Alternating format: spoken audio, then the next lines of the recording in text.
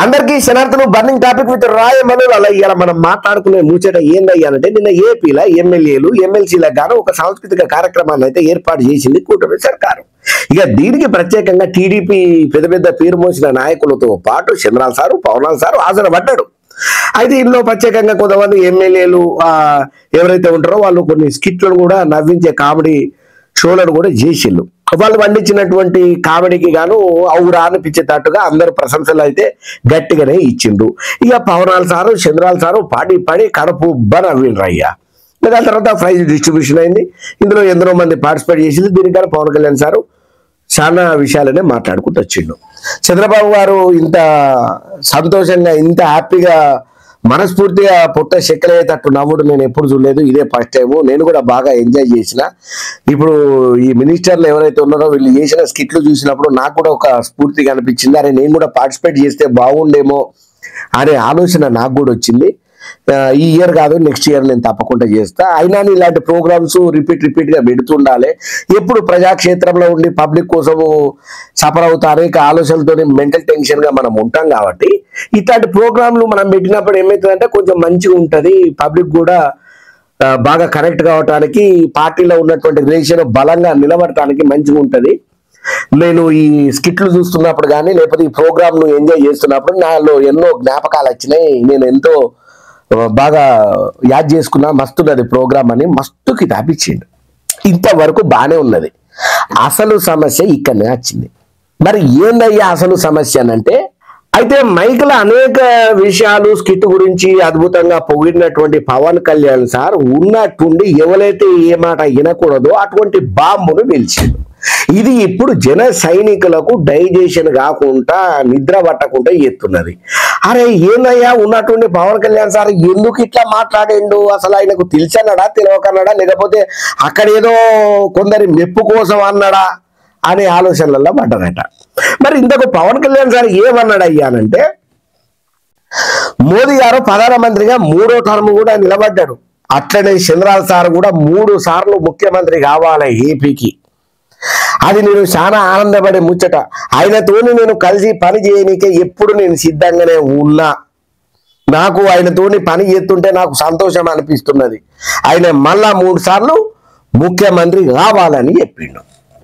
ఇక దీన్ని పట్టుకొని చాలా మంది రకరకాలుగా చెప్పే విధానంలో వాళ్ళ తరీకలా చెప్తున్నారు. అయ్యా జనసేన పార్టీ అధ్యక్షుడా, ఎవరో గాలి గన్నారావో లేకపోతే పార్టీలో ఉన్నటువంటి షిల్లా చిట్కా లీడరో చంద్రాల సారు ముఖ్యమంత్రి కావాలని కోరుకోవడంలో తప్పులేదు. ఆయన పరిపాలన బాగుంటే అద్భుతంగా మెచ్చుకోవడంలో తప్పులేదు. కానీ నువ్వు ఒక పార్టీ పెట్టి అధికారంలోకి రావాలని ఎదురు చూసి 21 సీట్లను కైవసం చేసుకొని నెక్స్ట్ లెవెల్లో నువ్వు ఇప్పుడు డిప్యూటీ సీఎం, నెక్స్ట్ నువ్వు సీఎం అయ్యే ఆలోచన చెయ్యాలి కదా. నువ్వెందుకు ఇట్లా తెలవకుండా, అంటే ఇంక నీ జీవితంలో సీఎం అయ్యే ఆలోచన లేదా? నీ కోసం పడ్డ అడియాసలు ఎంతసేపు ఎమ్మెల్యేగా లేకపోతే డిప్యూటీ సీఎంగా లేకపోతే ఇంకేదైనా పోస్టులు తీసుకునే ఉంటావు తప్ప ఆంధ్ర రాష్ట్రానికి మేము సీఎంగా నిన్ను చూసి అదృష్టం లేదా?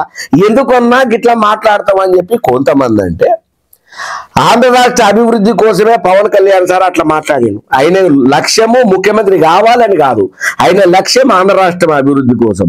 ఇప్పుడు నేను ఇంకా నేర్చుకునే పీరియడ్లలోనే ఉన్నా. ఇప్పుడు చంద్రాల సార్ తోటి జర్నీ చేస్తున్న కాలంలో రాజకీయంలో అనేక విషయాలను నేర్చుకున్నా.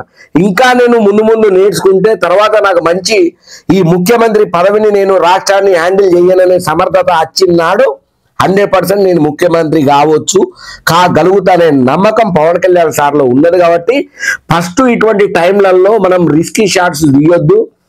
ప్రత్యేకమైనటువంటి ఏదో మనం లేని ఊడగట్టుకొని మనము ప్రయోగాలు చేసి ఆంధ్ర రాష్ట్ర భవిష్యత్తును దెబ్బతీయొద్దు అనే ఉద్దేశంతోనే పవన్ కళ్యాణ్ సారు మనకు అద్భుతమైనటువంటి విజన్ ఉన్నటువంటి చంద్రాల సార్ ఉంటే ఆంధ్ర రాష్ట్రం అభివృద్ధి చెందుతుందనే ఆ కోణంలోనే పవన్ కళ్యాణ్ సార్ మాట్లాడింది తప్ప ఇందులో ఎటువంటి దురుద్దేశం లేదని చెప్పి కొంత ఇట్లా ఎవరికి వాళ్ళు రకరకాలుగా మాట్లాడుతున్నా కూడా కొంతమంది మాత్రం ఖచ్చితంగా అంటున్నారు, అయ్యా నువ్వు దయచేసి నీ మనసులో ఉన్న కొన్ని విషయాలను మనసులోనే రహస్యంగా పెట్టుకోవాలి, ఇట్లా పబ్లిక్ లా బహిర్గతం చేయకయ్యా, నీ మీద పెట్టుకున్న నమ్మకాలు మాకు పోతే మీకు దండం పెడితే కడుపులో తలకాయ పెడితే పవనాలు సారా మీ అన్న సీఎం అవుతాడని అనుకున్నాము. ఆయన 18 సీట్లు గాంగలో తీసుకెళ్ళి కాంగ్రెస్ లా ప్రజారాజ్యం పార్టీని గంగలో కలిపినాడు, కలిపిండు. ఇక ఉన్నది నీ మీద నమ్మకము. 10 సంవత్సరాలు పోరాడి ఓసారి పోతే కూడా నువ్వు 2 స్థానాలలో ఓడిపోతే నువ్వు తటబుట్ట సర్దేసుకుంటావు అని అనుకున్నాం. కానీ నువ్వు అట్లా ఎదురొడ్డి నిలబడి పోరాడి యుద్ధాలు చేసినట్టే ఆల్మోస్ట్ ఎన్నో ఫైటింగ్లు చేసి పబ్లిక్ కోసం కానీ నీ జీవితాన్ని కూడా సాక్రిఫైస్ చేసి రంగంలో ఉన్నావు. నువ్వు ముఖ్యమంత్రి కావాలని మేము కోరుకుంటున్నామయ్యా. దయచేసి రాబోయే రోజుల్లోనన్నా ఎప్పుడు నీ మనసులో ఉన్నాయి కొన్ని నీ మనసులో పెట్టుకో. నీ మనసులో ఏమీ లేదు, నేను తెల్ల పేపర్ అనేది చూపించే ప్రయత్నంలో నువ్వు ఉన్నాయని బయట చెప్పేసరికి అది ఇంకో లెక్కన యూటర్న్ తీసుకుంటాయి. రాజకీయ క్షేత్రాలలో ఆశ చూసి మాట్లాడి గిసోటి ఏమన్నా ఉంటే నీ మనసులో పెట్టుకోవాలి. కొంతమంది రాజకీయ మేధావులు విశ్లేషణ అయితే వాళ్ళకు వచ్చినట్టు వాళ్ళు చెప్తున్నారు. సరే, ఓవరాల్ గా దీని గురించి మీరేమనుకుంటారు? పవన్ కళ్యాణ్ గారు చెప్పింది కరెక్టా? ఈ విధంగా ఉండేది మీ అభిప్రాయాన్ని, మీ యొక్క ఆలోచనను కూడా తప్పకుండా నాకు కామెంట్ రూపంలో చెప్పే ప్రయత్నం చేయండి. ఎందుకంటే నాకు తెలియని విషయాన్ని కూడా మీ ద్వారా తెలుసుకునే అవకాశం అయితే నాకు 100% ఉంటుంది. ఇది ఇప్పుడు మనం మాట్లాడుకున్నటువంటి బర్నింగ్ టాపిక్. మరొక మంచి టాపిక్ తోటి మళ్ళీ మీ ముందుంటా.